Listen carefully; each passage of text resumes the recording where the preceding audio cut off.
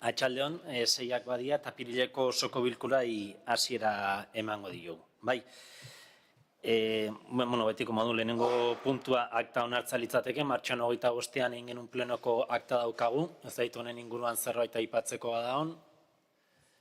Ados ordun. Vale. Bigarren puntua ere, hilabetero ekartzen duguna da, eta da dekretuen berri ematea, aurreko plenotikan hilabete honetan eman dian dekretuen zerrenda pasa zaigu, 626 dekretu zenbakitik, 988 dekretu zenbakira, ez da dekreturen baten inguruan, zalantzaik alderaik edo badaon. Vale, aurrea. Orduan, hilabete honetako gaiekin hasiko gea eta lehenengoak berri emateak dira. Bai, eta hauek badia ere urteko sasoi honetan urtero ekartzen ditugunak. Lehenengoa, 2025ko aurrekontuaren kreditu aldaketarako espedientearen berri emate bat da. Hau izaten dena da, 2025an aurreko plenuan likidazioan hartu genuen, gaur gerora ere gerakina ekarriko dugu aurrekontuan aldaketak egiteko, eta puntu honetan ere egiten duguna da, 2024ko aurrekontuan zeuden partidak erabat ejekutatu ez dianak martxan daudenak eta kreditu txertaketa bat egiten da, eta kreditu aldaketa bat egiten da barkatu, eta 2024ko horiek sartzen dira 2025an, ez? Kuestio tekniko bat da, hor badaude 24tikan 25era pasatzen dianak, batetik 9.800.000 euroko kantidadean, beste bat 350.000 euroko kantidadean, gero beste kreditu txertaketa bat badago ere adaptazio tekniko bat dana ez, gerakin orokorra honditzen dana gerakin lotua gutxitzeko, kuestio teknikoa dira batzordean kontu hartzaileak modu zabalagoan eta azaldu zizkigun, eta hori 900.000 eurokoa da, eta gero, Ereñozuko toki erakundari dagokionez ere, kreditu txertaketa badago, 24tik 25era txertatuko dianak, 863.000 euroko kantidadean. Bai, berri emate bat da, zalantzak argitzeko aukerak izan zian batzordean, alare besten bat edo balin badago, ez, aurrea. Bale, Horreko puntua ere berri emate bada, eta kontu hartzaileak ere urtero egiten duen barne kontrolerako txosten bat bada, honen inguran ere azalpenak luze eta zabal batzorde informatzailean ere emantzizkigun guztiei, pixka bat olako konklusio edo nabarmentzeko dianak aipatuko ditut, harinarin eta oso gainetikan, gero galderaik edo zehaztasun gehiago balin badia ere komentatu. Orokorrean esan, urtero bezala txostena aldekoa dela, betean auditoriak egindako auditoretza honen txostena aldekoa dela, salbuespen batzuk badaudela, baina ez dira nabarmentzeko salbuespenak, ez? Hor gero, kontu hartzaileak bai egiten ditu ohartarazpen batzuk edo aipatzen ditu, batetik pertsonalari dagokionez eta bai aipatzen da udalean egon daitezken lanpostu desberdinetarako kontratazio horiek behar estrukturalak balin badia lanpostuen zerrendan inkorporatu behar diala, hau ere urtero etortzen den kontu bat bada, eta gehien bat udalekuetarako eta kirol udalekuetarako postuei egiten die referentzia. Eta gero, badaude kontratuekin lotuta dauden ohartarazpen batzuk, ez?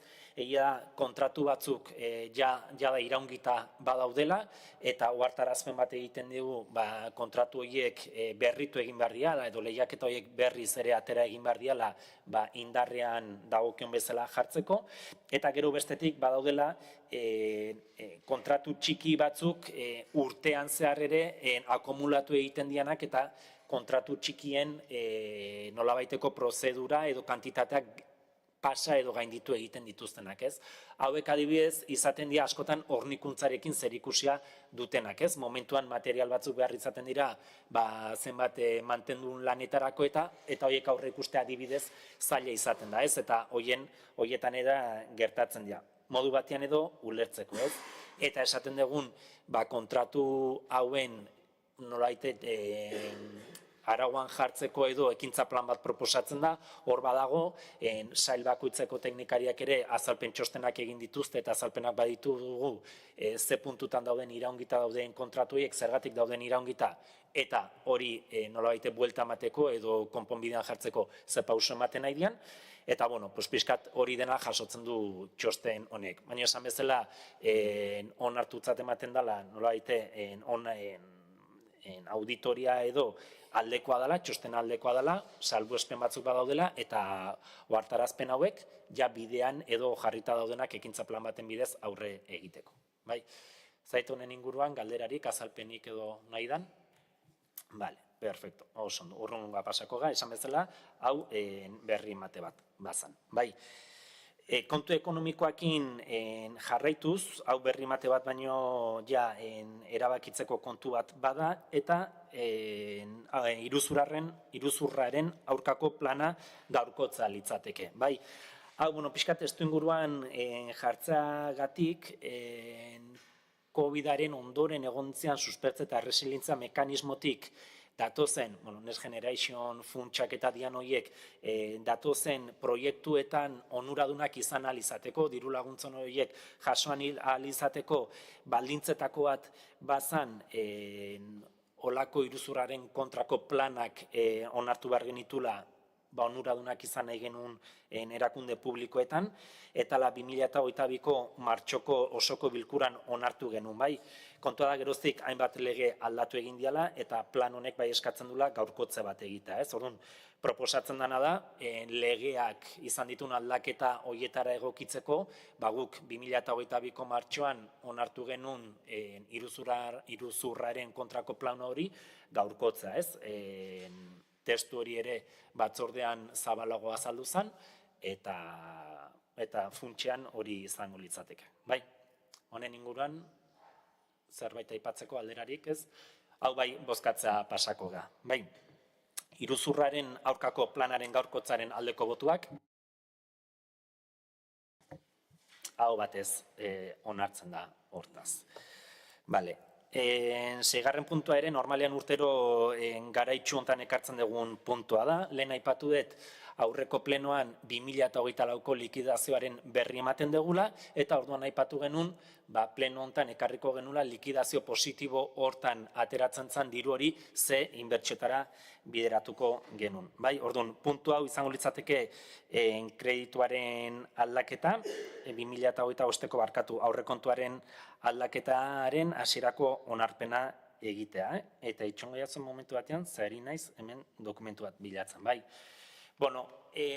Dokumentua pasazitzaizuen, batzordean luze eta zabal ere esplikatu genuen likidazio positibo hau, markatu behar izan, likidazio positibo hau 4,6 milioikoa izan dela, 4,6 milioi hauek ze partidetara eta ze proiektutera bideratuko genitun. Bai, banaka-banaka ez ditut esplikatuko zerrenda pasatzen, baina orokorrean esan badala gerakin hau eta likidazio positibo hau inbertsio handitarako, udalak aurre ikusiak ditugun inbertsio handitarako bideratuko diala, besteak beste Ave Mariako etxarren rehabilitazioa ejekutatu alizateko, Portu Elizatxoko igogailua burutu alizateko, Goi Elizatxokoa urbanizazioa egin alizateko, proiektu hauek guztiak likidazio positibo hortatik finantzatuko ja neurri batian, eta beste neurri batian kompletatuko dia orain dela urte batzutatik gordetzen ari gan inbertsio funts hoietatik. Gordatuko bali mazate ere, ondela 2-3 urte, buruzen ez gogoratzen, gu ja etorkizunean zetozen inbertsio potula hauetarako pixkanaka finantziazioa gordetzen ari ginen. Orduan, likidazio positibo hontatik eta inbertsio funts hoietako zati batetik, bide ematen diogu proiektu hauei, esan bezala, tartean daude Ave Mariako sormengunea martxan jartzea, Portu Elizatxoko igogailua ejekutatzea, Goi Elizatxoko urbanizazioa ejekutatzea, udaltzaingoaren azpiegiturak berritzea, besteak beste, udaletxeko teilatuetan aurreko astean komentatu genuen hitzarmena egin alizateko edo bete alizateko parte batean mentzat udaletxeko teilatuan berritza izango litzateke, efizientzia energetikoa irabazteko eta plaka fotovoltaikoak jartzeko. Bai, bestak beste ere, elikadura burujabetzan pauso bat emateko Karabeleko lurrak erosteko ere partida bat izango litzateke, eta gerora ere badaude Urbieta kaleko proiektua egitea. Urbieta kaleko proiektua egitean esan nahi dugu bere garaian oinezkotzeko erabaki hartu zanean azaldu genuen behin-behineko oinezkotzeko modu bat zala, nolabaiteko eskuartze, hirigintzan eskuartze bigunea deitzen zitzaiona, modu hortan egiten genula, bere emaitzak ikusteko urteetan ari gelditura oinezkotze horren emaitzak positiboak diala, oinezkoentzat beste plaza bat irabazi dela, eta orain bai aurrekontuan gordetzen duguna oinezkotze hori behin betiko bihurtzeko proiektua redaktatzeko finantziazioa. Bai, Atarrabillo parkean ere parke inklusio bat egitea, Portu Auzan saneamendua berritzea, Kaskoko zuntzaren bigarren fasea egitea, eta baita, Barrigoaingo parkeko kontrol sistema bat ere, parkina martxan jarri alizateko, eta udalangileen belaunaldi erreleboa ere martxan jarri alizateko. Zerrenda luze bat bada, hola, igual azalduta ere, paperak aurrian uki gabe zaila izan daitekena jarritzeko, baina paperak eta zerrenda osa badaukazue, eta gero guk ere, osoko bilkura eta gero publiko egitean ere, beste modu batean argiago azalduko ditugunak dokumentuetan. Bai, orduan, hau litzateke proposamena, likidazio hori aurrekontu aldaketa bat egitea, eta partida horiek sortu, beste batzu kompletatu, baina proiektu hauetara bideratza. Bai, ronda irikiko deu beharrezkoa balin bada, EAJ-tik, Andoni. Saldión, bueno, nosotros como votamos en la comisión, vamos a votar también a favor, porque se recogen partidas necesarias para cumplir los acuerdos que llegamos para el apoyo a los presupuestos. Pero bueno, de una forma casual, nos ha surgido una duda, creemos que importante, en el tema de la compra de los terrenos de Karabeleko. No es que no que se queramos comprarlos, pero bueno, hemos metido por registro porque ya digo que surgió una forma simple, una duda sobre la calidad del suelo de Karabeleko, y no porque haya habido empresas o industria encima, sino por las continuas inundaciones que se han producido en esa zona cuando el Urumea estaba como estaba. Entonces, bueno, hemos metido por registro y, bueno, hemos intentado, y no ha sido posible, intentar comentar este tema, porque creemos que sería interesante, antes de ejercitar la compra, es saber si realmente la calidad del suelo es el que debe ser. Va a haber una escuela agraria y para que, creo recordar que cuando se nos dijo que va a ser una escuela agraria en la que se iba a trabajar el tema ecológico, a partir de que el terreno esté en condiciones y si no está en condiciones, si lo vamos a comprar o no, o quién va a descontaminar el terreno, todo lo que va alrededor. Y, no obstante, aunque no hayamos podido hablar, nosotros vamos a mantener el voto y cuando sea se nos responda a esta petición que hemos hecho por registro y antes de la compra, que se haga esos estudios. Ados, eskerrik asko. Besterik ez balin bada orduan, bozkatzera pasako da. Bai, 2025ko aurrekontuaren aldaketaren aldeko botuak, hau batez onartzen da, beraz. Bai, hurrengo puntua, 2024ko kontu orokorra onartzea litzateke, itxen, eta hemen beharko nuke kontu hartzailearen laguntza. Bai, azalpena emateko. Eskertuko nizuke. Bai.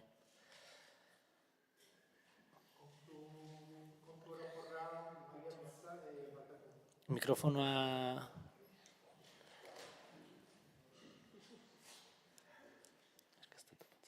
Bai, kontu orokorraren espediente hau martxoaren 6ko kontuetarako batzorde berezian informatu zen.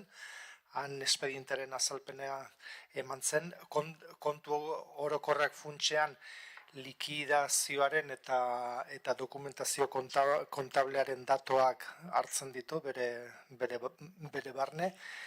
Eta esan bezala espediente hori jendaurrean egon da, 15 egunez, nolabiteko alegazio baino gehiago, kuestio tekniko horik edo kontabilitate aldetik bintzat, ez zuzendu beharrekorik edo baldin badago ikusteko, ez da inungo erreparorik edo egon, eta orain dagokio berriro osoko bilkuratik jaben onartzea kontu orokor hori. Esan bezala likidazioa eta 2024 urteko emaitza kontablearen dokumentazioa edo biltzen du. Eskerrik asko, Aitor, honen inguruan galderarik edo. Bozkatzea pasako gara, 2024ko kontu orokorraren aldeko botuak, hau ere, hau batez onartzen da. 8. puntua udal inventarioaren eguneraketa izango litzateke, nahiz eta apirileko plenoak hartzen dugun 2024ko abenduan 31ko datarekin onartza litzateke, eta hor da, udal ondasun eta eskubidean inventarioan eguneraketa hortan, 155.872.872.000 euroko balioa duela onartza litzateke, urtero egiten dugun tramite bat. Baina esan bezala, hau ere onartu, bozkatu eta onartu egin behar dugu. Honen inguruan zerbait? Bozkatza pasako ga ordun. Udal inventarioaren eguneratzaren aldeko botuak, hau ere, hau batez onartuak gelditzen da. 9. puntura pasako gea, 9 eta 10 lotutak daude, nahiz eta puntu bakoitza aparte bozkatu behar dugun, igual azalpena elkarrekin egingo dugu, batera azalduko ditugu 2 puntuak eta Ainarak emango dugu azalpena. Bai, arratsaldeon. Batzordetan azaldutako moduen, Galarretako sistema orokorraren obrak eratzeko pleguak martxan ipini zien, eta orduan jaso genuen Jaurlaritzaren txosten bat esaten akats bat zauela, plego horretan, idazketa teknikoan, ezielako ingurumenari buruzko legedia ez dalako guztiz betetzen, eta orduen hori zuzenduen bazala. Orduen, ekartzen duguna da, plego horrek bertan bera iztea, akatsa zuzendu, eta plego horrek berriro onartzea. Orduan, formalki litzateke lehenengo puntua, 9. puntua bertan bera uztea, eta 10. izango litzake berriz ere hasieratik hastea. Orduan, 9. bozkatuko dugu lehenengo, Hernaniko Galarretako bide sistema orokorra eta zerbitzuetako hartune orokorrak eraikitzeko 2. fasearen obra kontratatzeko espedientea bertan bera uztearen aldeko botuak, hau batez onartzen da, eta hoi dena errepikatu gabe, hurrengo puntua litzateke, kontratazioaren prozedura ireki bidez berriz ere hastearen aldeko botuak, hau ere, onartuta batez onartuta gelditzen da. 11. puntura ingo dugu salto, eta kasu honetan, Hernaniko arau subsidioen testu bateginaren berrikuspeneko jarduketa programaren 2. berrikuspenari hasierako onarpena ematea litzateke kontua, eta hau ere Ainarak esplikatuko dugu. 2011 eta 2016an hirian planeamenduaren plana eguneratu zen, eta hor barruen badau jarduketa programa bat. Jarduketa programa bada garapena nola eta zein denboratan egin behar den, eta dokumentu hori azaltzen da, ze garapen doien noz eta zelan egin behar den. 2016an izen zanez azkeneko eguneraketa, 8 urte baino gehiago pasau die, eta ordundik hainbat eraikuntza eta azpiegitura aurrera eman die, testuinguru ekonomiko aldatu da, eta zenbat han agertzen ziren zenbait planeamendu be, ez dira ero guztiz betero aldatu egin die. Orduen, proposatzen dena da dokumentua eguneratzea, eta ekartzen duguna da dokumentu horren hasierako onarpena ematea, eta gero ia betez jende horrean egotea jasotzeko alegazioak, eta horren, hau eta gero oso importante da, gero toketan jakuna dela herritarren parte hartze prozesu bat. Azaltzea herritarrei zer dan programa hau, eta zelan ekingo dan hemendik aurrera. Eskerrik asko Ainara, honen inguruan zerbait? EAJ-tik, Andoni? Bueno, nosotros vamos a votar a favor, porque bueno, lo pedimos en 2021 esta modificación, bueno, que se modificara el programa de actuación, y otra cosa que también pedimos era que se modificara la ordenanza de acondicionamiento de locales comerciales a esto. En aquel momento pues pareció que no era, bueno, creo que la respuesta fue que no era prioritario. Bueno, pues nos alegra que ya haya sido prioritario y que una parte ya se haya hecho, y esperamos que lo de los locales pues sea a ver si puede ser este año. Eskerrik asko, Andoni. Bozkatzera pasako gea. Arau subsidiarioen testu bateginaren berrikuspeneko jarduketa programaren bigarren berrikuspenaren aldeko botuak. Hau ere, hau batez onartua geratzen da. Hirigintza gaiekin jarraituko dugu, hau ere Ainarak azalduko digu, kasuntan Florida 08 eremuko plan bereziaren aldaketa puntuala litzateke, eta hemen ere testu bategina onartzea. Bai, Florida 08 eremurako plan bereziaren aldaketa puntuala eginda dau, eta hori onartu genuen batzordetan eta hemen urtarrilean aurten, baina baldintza batzuk bete behar ziela aipatzen zen, eta horretarako testu bateratu bat aurkeztu behar zen, guzti hori jasota, horko zuzenketa danak. Eta Horlurrek aurkeztu dau testu hori, eta guk ikusi dugu, baldintza horrek betetzen da zela, orduan ekartzen duguna hemen proposamena testu bateratu hori onartzea. Honen inguruan, zerbait aipatzeko, zuzenean bozkatzea pasako gaur dun. Florida 08 eremuko plan bereziaren aldaketa puntualaren testu bategin onartzaren aldeko botuak. Hau ere, hau batez onartzen da. Honekin, mozioen atalera pasako gea, pleno hontarako 3 mozio aurkeztu dira, eta lehenengoakin hasiko gea kasu honetan, ehun mugimenduak aurkeztutako mozioa da, Euskal Errepublikaren aldeko mozioa, eta ez dakit ordezkaririk etorri dan, ez?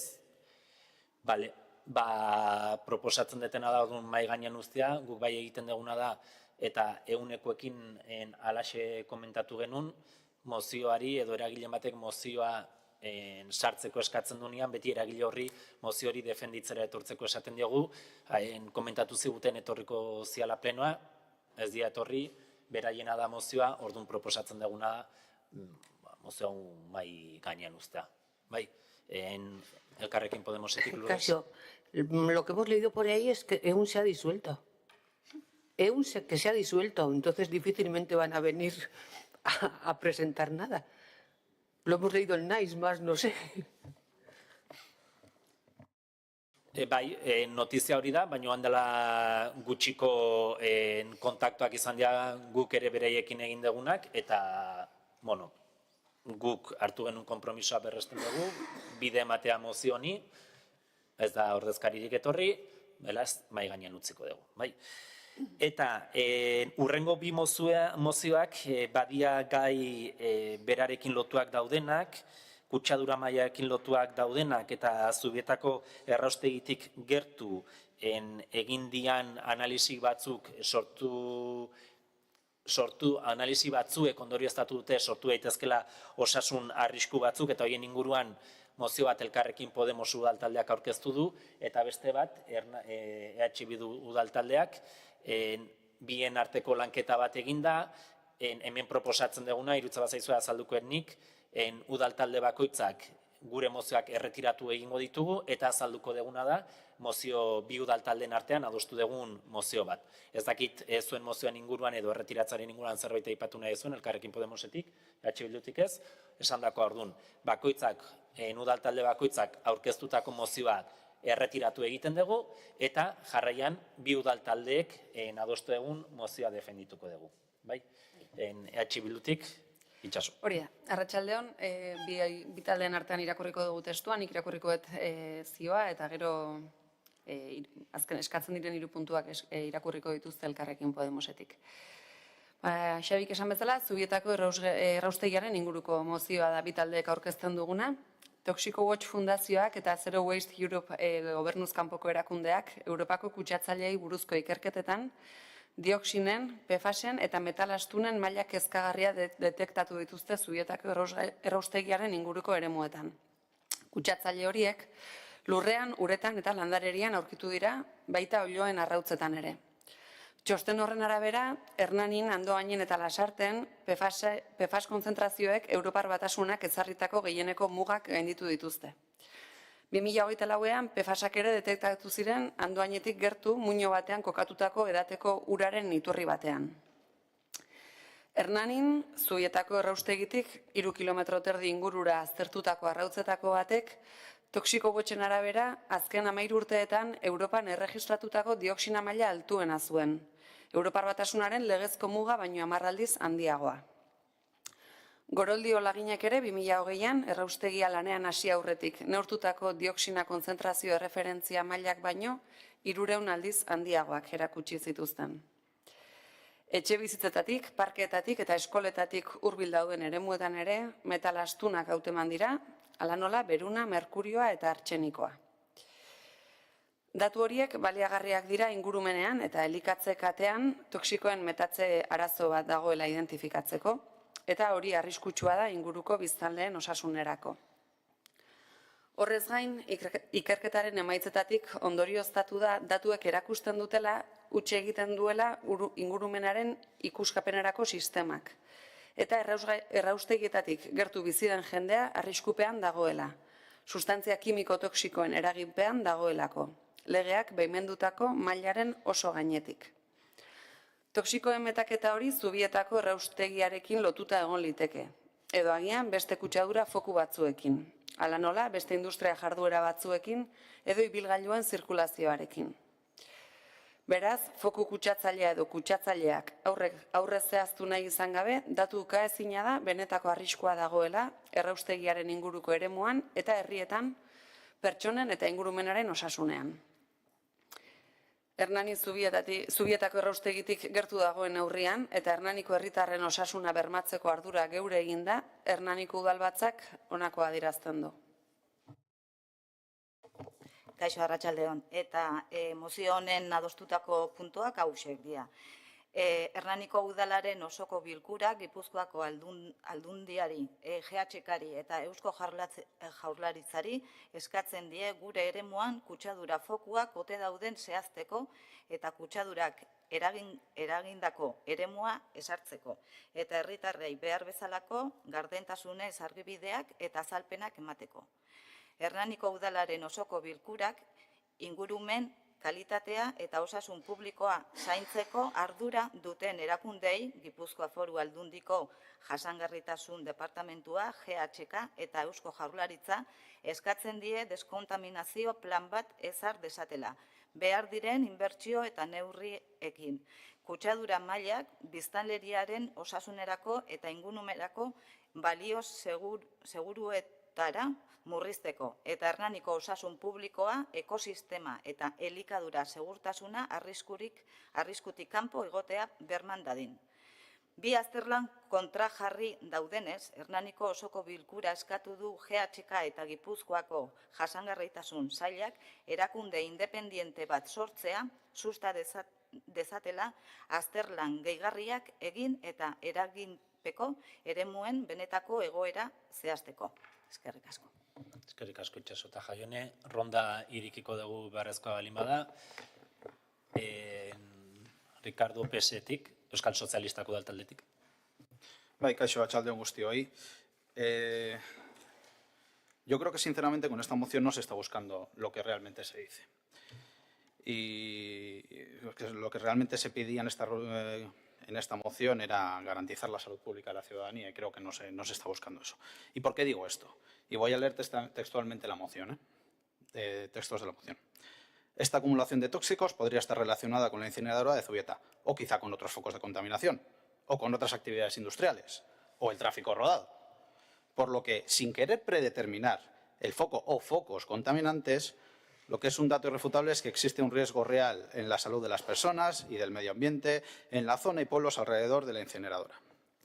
Y acto seguido, el siguiente párrafo dice: en la medida en que Hernani está cerca de la incineradora de Zubieta y asumiendo la responsabilidad de garantizar la salud de los ciudadanos, el Pleno del Ayuntamiento de Hernani solicita o manifiesta, bla, bla.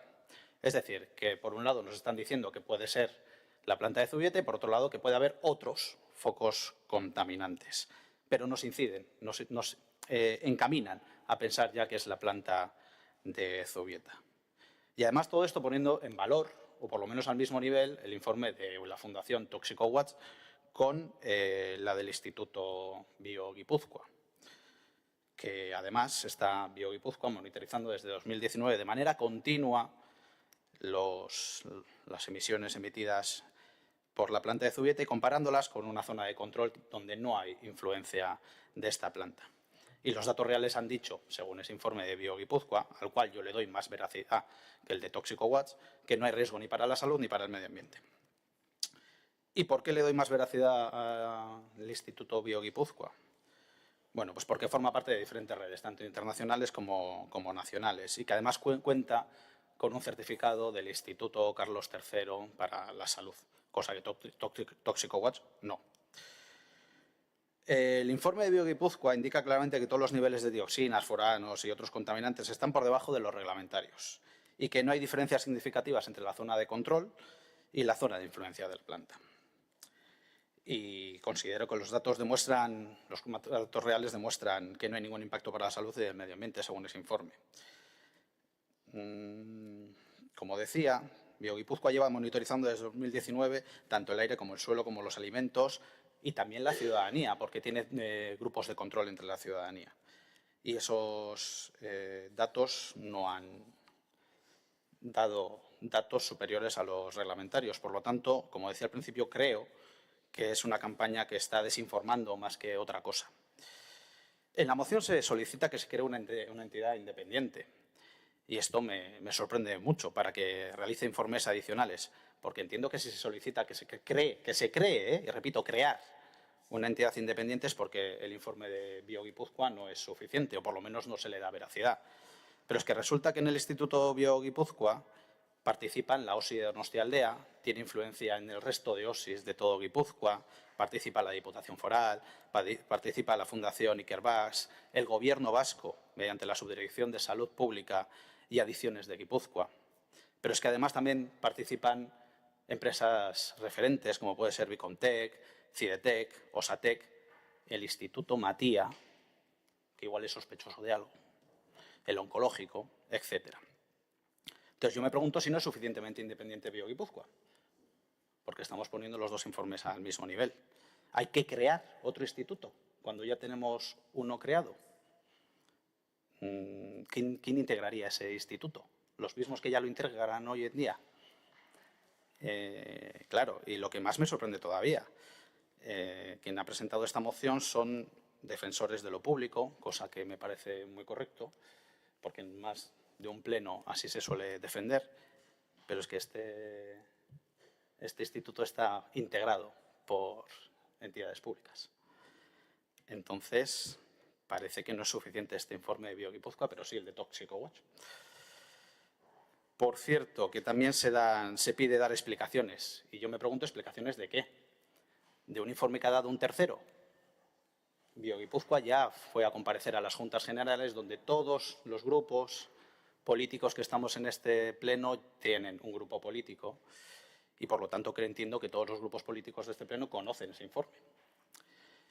Además, por si no se conoce, ese informe es público, está en la web, es de fácil acceso, Por lo tanto, dar explicaciones, yo creo que la transparencia está más que demostrada.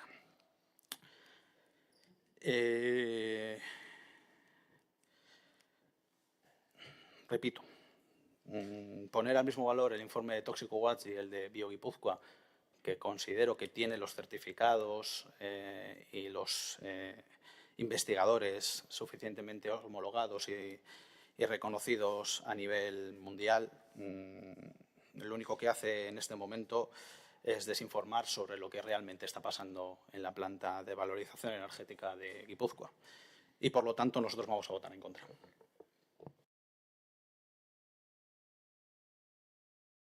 Bai, AJ-tik, Andoni. Bueno, nos ha dejado poco, pero bueno. No, perfecto. Desde AJPNV creemos que tanto las instituciones municipales como las supramunicipales, todas trabajan por el bienestar de los ciudadanos, aunque las dirijan formaciones políticas diferentes a las nuestras. No somos partidarios de que las instituciones públicas se ataquen entre sí por el mero hecho que las gobiernan formaciones políticas diferentes. Además, todas las instituciones tienen órganos de control a través de los cuales se puede exigir a los gobernantes responsabilidades, trabajar acuerdos, etc. Dicho esto, no entendemos que estas mociones lleguen a los plenos cuando su espacio natural, en este caso, son las Juntas de Guipúzcoa. Para terminar, queremos indicar que nos parece como mínimo raro que se pongan en duda los resultados de unos estudios presentados por una institución pública. Demos valor a los resultados de una entidad privada y solicitamos que un organismo independiente haga el seguimiento que ya se está realizando. Y a modo de ejemplo, preguntamos si alguien se planteó hacer esto mismo con los informes que se presentaron por parte del Gobierno municipal cuando aparecieron lixiviados en la cantera y posteriormente se nos dijo que había otros informes en los que se indicaban que ya no había. Nos pareció extraño, pero no solicitamos que un ente independiente realizara análisis de lo que ya se nos dijo. Tenemos confianza, repetimos, en la labor de todas las instituciones y por todo esto vamos a votar en contra de la moción. Nik mozioaren edukian sartu gabe, udalbatzako lehendakari moduan zuzenketa bat eta aipatu nahi dizut. Beste erakundeari atake bat egiten zaion inongo moziorik ez da inoiz onartu, esan nahi dut. Mozionek eta inongo mozioek hemen aurkeztun danean ez du inongo erakunde publikorik atakatu. Ze Hernaniko udalak eta udalbatza honek eta nik udalbatza honen buru bezala erakunde publiko guztiei beharrezko errespetu guztia diegu. Beste kontua da ardurak exigitza. Orduan, hor zuzenketa bat egin nahi dizut, inongo mozioek ez dutela, ez alderdi bat, udaltalde batek besteak edo besteak, inongo erakunde publikorik atakatu. Bestela, elitzaiokela biderik emango erakunde arteko errespetuai dagokion oinarri hortan. Rondarekin. Bueno, nuestro grupo quiere ser prudente respecto al origen de la contaminación, tal y como Ricardo ha dicho. ¿Podría ser la incineradora de Zubieta o no? ¿O acaso tiene que ver el tráfico rodado o las industrias que hay en la zona? Pues supuestamente que sí. Señalar que nos gustaría sacar el discurso partidista de este debate y centrarnos como institución pública que somos en las necesidades que tiene Hernani. Si el estudio de Toxico Watch dice que la zona está muy contaminada y el de BioGipuzkoa dice que no está más contaminada que en 2019, que es lo que dice, es cuanto menos desconcertante. Necesitamos informar a la población de manera clara y transparente y entonces necesitamos mucha más información sobre el tema. Eskerrik asko Jaione, Bildutik Itxaso. Bueno, pixkat Jaionek aipatu duenaren aritik. Egia da, egon daitezkela bestelako kutsadura iturriak, eta baina testuan aipatzen den bezala, konparaketak egiten dira 2008tik errauskailua martxan egon aurretik zeuden kutsadura neurriekin. Eta beraz, hipotesi bada, beste kutsadura sortzaileak aurretik ere bazeudenez, eta eskualde honetan berria errauskailua denez, normala da, hipotesia izatea kutsadura gehikuntza hori izan daitekela errauskailuarekin lotuta, eta bestela ere badakizue zeintzen gure postura errauskailuarekiko honek sortzen zuen arriskuaren aurrean. Beraz, uste dut, hipotesi hori izatea zilegia dela. Aipatu duzu aurkeztu dela Batzar Nagusietan beste txostena, kontua da, eta Toxiko Watchen informeak aurkeztea zergatik ekiditen den. Eta Jaionek esan duena, kontrakoak diren bi txosten badaude bi erakunde adituen artean, hain desberdinak diren bi txosten baldin badaude, argipen gehiago eskatzea ere bada dagokigun lan bat. Eta uste dugu ez dela desinformatzea, baizik zuek ez duzuela nahi jakitea zer ari den pasatzen errauskailuan. Eskerrik asko Itxaso, ez zait bigarren ronda bat beharrezkoa ote dan? Bai, Euskal Sozialistak, Ricardo. Mi esker.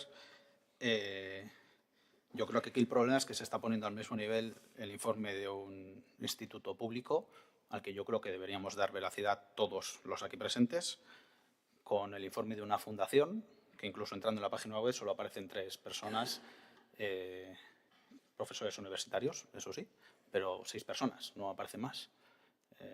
Detrás de Bio Guipúzcoa y, repito, entidades públicas y muchas empresas de investigación reconocidas a nivel mundial. Aquí la cuestión es saber a qué le damos más importancia o mayor veracidad. Yo lo tengo muy claro y confío en las instituciones públicas, en todas las instituciones públicas. Eskerrik asko, Ricardo. Vale, honekin bozkatzera pasako gea, gogoratu aipatu deguna, udal talde bakoitzak aurkeztutako mozioak erretiratu ditugu eta irakurri dugun aldeko honen, aldeko edo kontrako edo darakoa, mozio hau bozkatuko genuke bai. Orduan, bi udal taldeek aurkeztu dugun mozio transakzionalaren aldeko botuak, EH Bildu eta Elkarrekin Podemos udal taldeak kontrako botuak, EAJ eta Euskal Sozialistak udal taldeak. Hontaz, mozioa onartua gelditzen da. Honekin, plenoaren azkeneko puntura pasako ga, eskari eta galderen puntura, ez bait eskari eta galderarik badagon, EAJ-tik Andoni. Bueno, queríamos saber qué afección ha tenido, bueno, si tenemos los datos, qué afección ha tenido el apagón, el hecho que se fuera a luz ayer en la ciudadanía, comercios y ciudadanos, si ha pasado algo o no, y bueno, que nos hubiera gustado, que no es un ruego, pero rogaríamos que en situaciones que no se van a dar iguales, espero, o similares, pues que se convoque a los portavoces para contarnos con un poco de cuál es la situación y cómo va avanzando, etcétera. Guk ala espero du, ez errepikatzea, baina inorrek ez genuen pentsatuko atzoko egoera emango zanik ere. Bueno, egia esan atzo deialdi egitea oso komplikatuaa zen, bestak beste geundelako bakoitza leku batean eta gure artean ere komunikatzeko arazo asko izan genitun, orduan bai zinegotzi delegatu bakoitza bere sailaren jarraipena egiten aritu zen eta gure artean ere jarraipenak egiteko eta zailtasunak genitun. Horregatik ere ezin genizuen informaziorik pasa modurik ere ez genulako. Eta gaur denbora fisikoaren kontu bat izan da, ez didalako eman. Azpimarratzekoa dalako ere ez dela ondorio larririk edo izan. Bai, izan balitz, noski atzo gabean ere ja seinalak eta bazodenean informatuko genizuen, ez da ondorio larririk izan, udal zerbitzuak itxi egin zian, batez ere zerbitzuak ezin zialako ondo eman eta babes mekanismoak ere ez zutelako funtzionatzen, ez? Izan daitezkenak su detektagailuak edo ke detektagailuak eta funtzionatzen ez zutenez, arrisku bat ere sortziteken. Orduan, zerbitzu batzuk altzean lenian eman zian, beste batzuk kiroldiegia kasu itxi egin zan, Biteriko ikastaro batzuk eman zian gero itxi egin zan, hola egin zan. Udaltzaingoarekin bai lan bat egin zan azan, nahiz eta udalkudeaketako zerbitzu bat ez izan eguneko zentrora gerturatuta, horri txaso igual, eta inarazuek haitu zinaken, igual azalpenen bat... Bai, hor, arazo handiena izan genuen eguneko zentroan dauden pertsonak, gero etxetara eramaten direla, baina etxeetan ezin zutela igo beraien pisuetara, beraien txebizen pisuetara. Eta orduan hor laguntza behar izan zuten, eta udaltzaingoa ibili zen laguntzen, pertsonaiek, gero beraien etxeetan igogailuak ez zebiltzanez, beraien etxeetara eramaten, eta berdin zentroko han bertan lo egiten dutenekin, besolairuan harrapatu zituelako, gora eramaten. Eta gero saiatu ginen prestatzen gauerako baliabideak, zargirik gabe oso zaila da pertsona zaurgarriak hartatzea, baina, 8:30 argia itzuli zenez, horixe libratuz. Igogailuren batean jendea geldituta, horiek lehenbailen aterazian, ez da aparteko, zorionez aparteko ezer gertatu, udaltzaingoa bai egontzan, udaltzaingoarekin komunikatzeko ere arazoak bazauden, ertzaintzarekin koordinatuak geunden, kalean eta hola, jendea gerturatzen zen, eta zorionez ez da ezer larririk gertatu, eta gaur goizerako udal zerbitzu guzti normaltasun guztiarekin martxan egon dira. Eta goizan ere sarea bueltatu da udaletxea, normaleko, jardun normalarekin edo aritzeko aukera izan dugu. Bale, publikotik bat zeunitza eskaera bat, baino jun eginda, beraz, besterik ez balin badago, hemen utziko dugu apirileko osoko bilkura. Eskerrik asko.